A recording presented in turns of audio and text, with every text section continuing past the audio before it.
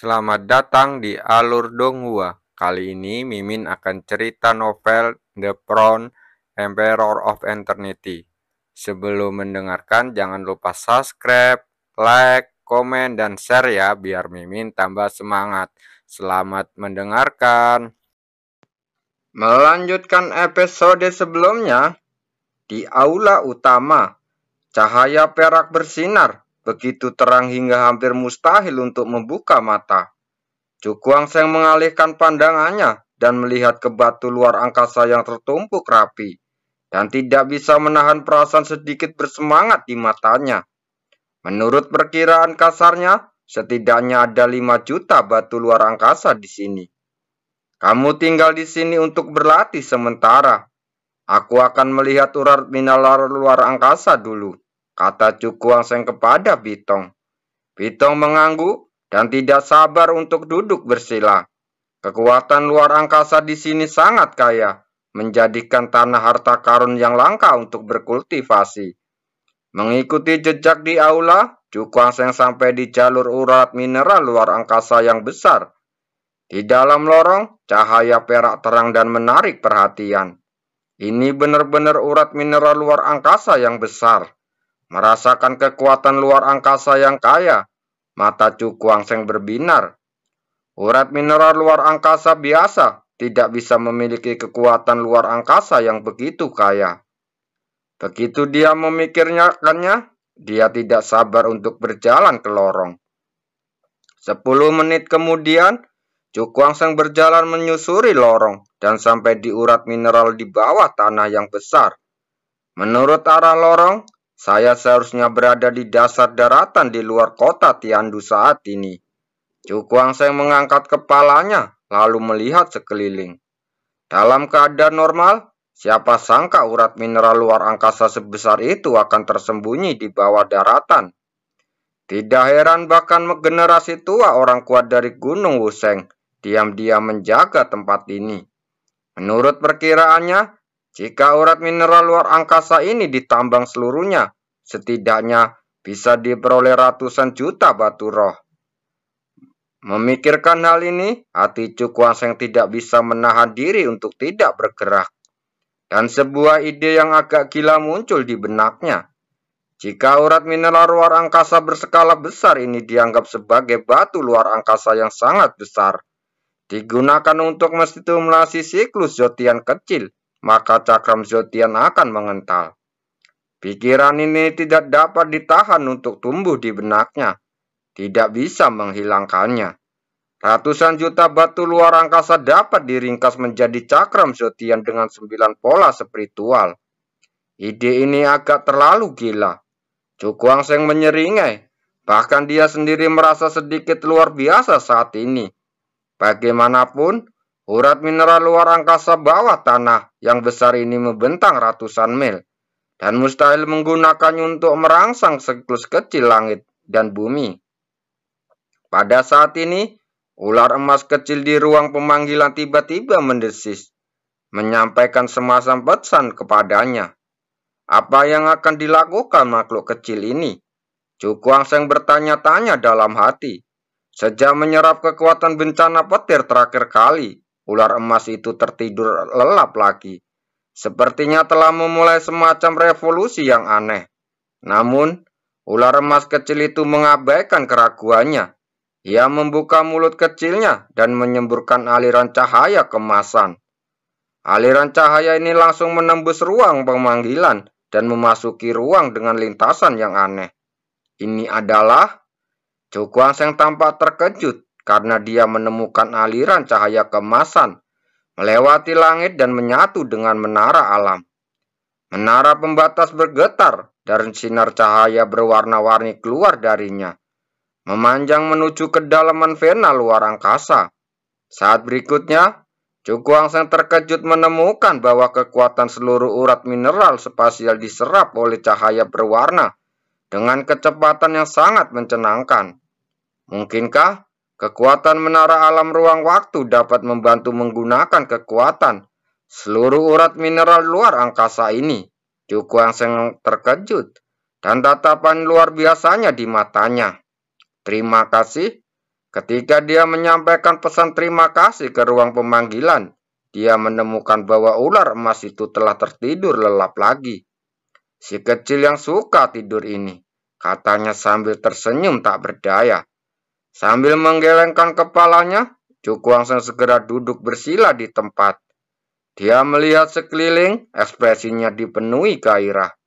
Dalam hal ini, dia akan mencoba menggunakan kekuatan seluruh ulat mineral luar angkasa untuk membantunya mengaktifkan siklus kecil maksimum. 9 Yuanding bersatu, menggerakkan langit dan bumi, wujudkan siklus kecil langit dan bumi. Cukuangseng membentuk segel dengan tangannya dan menggunakan mantra kuno dan tidak jelas di mulutnya. Sinar cahaya keluar dari tubuhnya dan sinar cahaya terjalin dengan terhubung di udara, berubah menjadi 9 kuali ilusi dengan aura yang berkedip. Setelah kuali cahaya muncul, kuali itu berputar perlahan dengan cara yang aneh. Dan ini menampakkan pemandangan di dalam tubuhnya pada saat ini. 9 kuali yuan asli juga telah berputar di sepanjang meridian di tubuhnya. Kumpulkan, segel tangan Cukuangseng berubah dan dia berteriak pelan. Seluruh urat mineral luar angkasa bergetar dan mengeluarkan suara yang menggelegar. Dan kekuatan luar angkasa yang terkandung di dalam urat mineral juga ditarik oleh cahaya berwarna, lalu berkumpul dengan kecepatan yang mencenangkan. Kekuatan agung melonjak dan dituangkan ke dalam 9 Yuanding. Setelah menerima pemasukan kekuatan agung seperti itu, ukuran Yuanding juga meningkat dengan cepat, dan dalam sekejap mata, ukurannya meroket hingga beberapa kaki. Pada saat ini, kekuatan di dalam kuali Yuanding terkondensasi hingga ekstrem, dan langsung berubah menjadi api yang berkobar dan membara, terpantul di dalam pembuluh darahnya. Nyala api berwarna-warni dan terlihat sangat indah seperti api para dewa. Putar, teriak Cukuangseng lagi. Api kuali menyala, dan kuali 9 yuan mulai berputar dengan cepat sepanjang jalur melingkari Zotian kecil. Seluruh kekuatan antara langit dan bumi tampak bergejolak hebat pada saat ini, mengeluarkan suara yang dalam. Dunia luar, di daratan, angin menderu-deru, awan gelap menumpuk, dan sembaran petir serta kilat melintas di langit, menyinari 9 langit. Apa yang terjadi? Melihat pemandangan yang tiba-tiba ini, semua orang di kota Tiandu sangat terkejut. Mengapa kekuatan di seluruh dunia tiba-tiba mendidih? Di luar aura Tama, Tianduzi menatap langit di luar kota. Ekspresinya berubah tanpa sadar. Dengan penglihatannya dan pengetahuannya, dia secara alami mengetahui bahwa hanya ada 3 kemungkinan yang dapat memicu fenomena tentang langit dan bumi. Yang pertama adalah pembentukan pil bermutu tinggi yang memicu 9 surga menurunkan bencana petir. Dan yang kedua adalah terobosan kekuatan spiritual tingkat keempat yang memicu kekuatan angin dan guntur dari langit dan bumi. Adapun dua situasi tersebut, ia menolak pada kesempatan pertama, karena dilihat dari situasi saat ini jelas sangat mustahil. Bocah itu berada di ranah Zotian setengah langkah, dan dia juga berada di urat mineral luar angkasa. Dari sudut pandang ini, hanya ada satu kemungkinan terakhir, untuk memadatkan cakram Zotian dan menerobos ke ranah Zotian sejati. Ketika dia memikirkan hal ini, Tianduzi dipenuhi dengan keterkejutan. Praktisi ranah Zotian yang masih begitu muda, tidak pernah terdengar sebelumnya. Saya tidak tahu berapa lama waktu yang dibutuhkan oleh orang-orang dari Gunung Wuseng untuk tiba. Dia mengangkat kepalanya dan melihat kejauhan sambil menggertakkan gigi. Sementara dia menunggu dengan cemas, 7 hari telah berlalu dengan lambat. Ketika fajar ke-8 menembus awan tebal dan jatuh menuju ke kota Tiandu, gelombang aura yang sangat kuat tiba-tiba menyapu dari kejauhan. Mata Tianduzi berbinar, ekspresinya penuh kegembiraan. praktisi Rana Zotian dari Gunung Wuseng akhirnya telah tiba. Di udara, gelombang aura yang sangat besar tak tertandingi melonjak seperti air pasang, terus-menerus mengamuk di kota Tiandu. Gelombang udara menyapu, menimbulkan gelombang setinggi ratusan kaki yang terus melonjak tinggi di langit. Di puncak gelombang udara, seorang pria berjubah emas datang mengendarai ombak. Dan aura keagungan yang tak terlukiskan menyelimuti seluruh kota Tiandu. Di bawah atmosfer yang mewah ini, semua orang terbaring di tanah, tubuh mereka sedikit gemetar. Tiandusi juga berlutut dan berteriak kegirangan. Saya menyambut wakil penguasa gunung. Suara gembira bergema di langit, mengejutkan banyak orang. Pria di depan dengan aura mengerikan, sebanding dengan langit dan bumi, ternyata adalah wakil penguasa gunung Wuseng. Bahkan orang ini pun terkejut. Semua orang merasa ngeri dan kehilangan suara. Wakil penguasa Gunung Wuseng juga merupakan sosok yang sangat terkenal. Di seluruh daratan selatan, ia bisa dibilang sebagai pria garang yang tiada tara, yang mampu membuat daratan selatan bergetar dengan hentakan kakinya. Bitong berjalan keluar aula, dan ketika dia melihat pria itu, tiba-tiba berdiri di atas udara, wajah cantiknya tiba-tiba berubah. Bagaimana dia bisa membayangkan bahwa untuk seorang junior, Gunung Wuseng akan mengirim praktisi besar? Dikatakan bahwa bertahun-tahun yang lalu, wakil penguasa Gunung Wuseng membunuh orang yang sangat kuat di Rana Zotian tingkat keempat, dan kekuatannya sangat menakutkan. Anak ini dalam masalah, katanya dalam pikirannya yang gemetar. Jauh di langit, wajah pria itu kasar, dan matanya seperti guntur, membuat Tiandusi yang sedang memandangnya merasakan rasa ketakutan di seluruh tubuhnya. Di manakah orang yang menyakiti tetua Gunung Wuseng?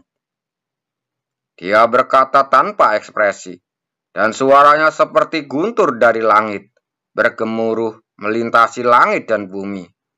Melapor kepada wakil Master Sekte. Anak itu saat ini bersembunyi di urat mineral luar angkasa, kata Tiandusi dengan gemetar. Mendengar ini, pria itu mengangkat telapak tangannya, lalu berteriak dengan dingin, bangun! Kekuatan agung melonjak ke depan, dan berubah menjadi tangan tak kasat mata, mengangkat istana yang berisi jutaan batu luar angkasa. Dengan lambaian tangannya, istana itu terlempar ke samping, menyebabkan alun-alun di bawah langsung runtuh. Melihat pemandangan ini, Tiandusi menyeringa keringat dingin di keningnya. Kekuatan wakil master gunung ini terlalu menakutkan. Sebuah aula besar seberat gunung diangkat olehnya. Keluar, pria itu tampak acuh tak acuh. Dia melirik ke jalan menuju urat mineral luar angkasa dan berkata dengan tenang. Namun, setelah lama dia selesai berbicara, masih tidak ada gerakan di lorongan itu, dan masih senyap seperti sebelumnya. Karena kamu tidak tahu cara mengangkat, jangan salahkan aku karena kejam.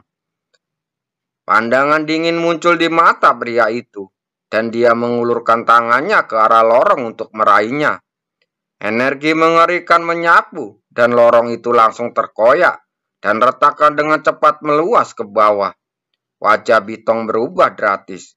Tapi sebelum dia bisa melakukan apapun, cahaya yang sangat terang tiba-tiba muncul dari lorong. Ribuan sinar cahaya memancar darinya, dan warna yang mempesona menutupi seluruh sinar matahari di langit. Langit dan bumi pun bergetar, dan bangunan-bangunan di seluruh kota racun langit runtuh satu demi satu pada saat ini. Kota yang awalnya makmur segera menjadi reruntuhan, dan tak terhitung banyak orang yang melarikan diri dengan tergesa-gesa. Daratan di belakang kota Tiandu sekarang runtuh saat ini, membentuk jurang maut. Ekspresi pria itu sedikit berubah. Sebelum dia bisa memikirkan ide lain, seberkas cahaya berwarna meledak di langit. Sinar-sinar ini melonjak seperti air pasang, terus-menerus saling bertabrakan. Tak lama kemudian, sebuah piringan besar muncul di langit. Cakram itu menunjukkan warna yang mempesona dan ditutupi dengan garis-garis yang sangat misterius. Itu samar-samar terlihat dan ternyata itu adalah penampakan kuali 9 Yuan. Cakram zodiak. Pria itu menatap piringan warna-warni itu. Ekspresinya penuh keterkejutan. Mengapa tidak ada satupun pola spiritual pada cakram zodiak ini? Biasanya, selama cakram zodiak berhasil dikoordinasi, setidaknya ada satu pola spiritual. Tetapi situasi di depan ini adalah cakram zodiak ini sangat cantik dan memancarkan aura yang membuat jantung berdebar-debar, bahkan tidak memiliki satu pola spiritual pun. Orang itu telah muncul. Di reruntuhan kota Tiandu, banyak orang mengangkat kepala dengan ekspresi khawatir saat melihat ke cakram zodiak. Pria itu menyipitkan matanya. Pada saat ini, sosok muda perlahan muncul. Di belakangnya, piringan bermelingkar berwarna-warni yang memancarkan kekuatan tak terbatas perlahan berputar, membuatnya tampak seperti dewa. Di tengah keterkejutan banyak orang, sosok muda itu perlahan merentangkan tangannya, dan tawa jernih yang tak terselubung bergema di seluruh langit pada saat ini. Tawa itu bergema, seolah memiliki daya tembus yang tajam, membuat banyak orang bergetar. Pitong mendongak, matanya yang cantik menjadi kabur. Dia harus mengakui bahwa pemuda saat ini penuh dengan semangat tinggi dan memancarkan cahaya menyilaukan yang menutupi segalanya. Wakil penguasa Gunung Wuseng tidak bisa menahan cemberut ketika dia melihat Cukuaseng tertawa tanpa henti. Auranya berfluktuasi dan mustahil bagi yang terakhir untuk tidak bisa merasakannya. Namun, meski begitu, yang terakhir masih tertawa berbahak-bahak, melampiaskan kegembiraan batinnya. Bocah yang sombong. Wajahnya menjadi gelap dan suaranya yang kuat dan menggelegar terdengar. Dengan paksa menyela tawa Cukuaseng. Cukuaseng menginjak gelombang udara berwarna-warni, menekan gejolak di hatinya, lalu menatap pria itu setajam pisau. Bisakah kamu memberitahuku namamu? Dia tersenyum tipis, ekspresinya setenang air, tanpa sedikit pun tanda-tanda kegugupan musuh saat ini. Wakil Master Gunung Wuseng, Wukang. Pria itu maju selangkah dan suara gemuruh mengejutkan pikirannya. Wajah Cukuaseng kusam tapi dia tetap terkekeh. Junior tidak terkenal, Cukuaseng. Ekspresi Wuseng berfluktuasi saat dia berkata, "Dari mana asalmu?" Dia tidak percaya ada praktisi Rana Zotian yang masih begitu muda. Mendengar ini, Cukuaseng tersenyum tipis. Namun kata-katanya menunjukkan kesombongan seorang pemuda. Jika kamu ingin mengetahui asal-usulku, aku khawatir kamu tidak akan bisa mengetahuinya dengan kekuatanmu. Setelah mendengar kata-kata ini, Wukuang tidak marah, melainkan melihat ke langit dan tertawa. Dia menatap Cukuaseng dengan mata seperti belati dan berkata dengan mengancam, "Di daratan selatan ini, hanya ada sedikit orang yang asal-usulnya tidak dapat saya ketahui." Begitu dia selesai berbicara, dia bertepuk tangan, dan gelombang udara yang mengerikan menyapu, seperti tsunami mengalir deras menuju Cukuaseng. Udara meledak, dan gelombang kejut mengamuk di kota Tiandu. Ketika gelombang yang meledak berangsur-angsur menghilang, Cukuaseng berdiri stabil seperti sebelumnya, tanpa bergerak sama sekali. Jika ini ujian, itu tidak perlu. Dia menatap tajam wajah Kuaheng dan berkata dengan sadar, jika kamu tidak memiliki gerakan yang kuat hari ini. Hari ini aku khawatir kamu tetap akan tinggal di sini selamanya. Terima kasih.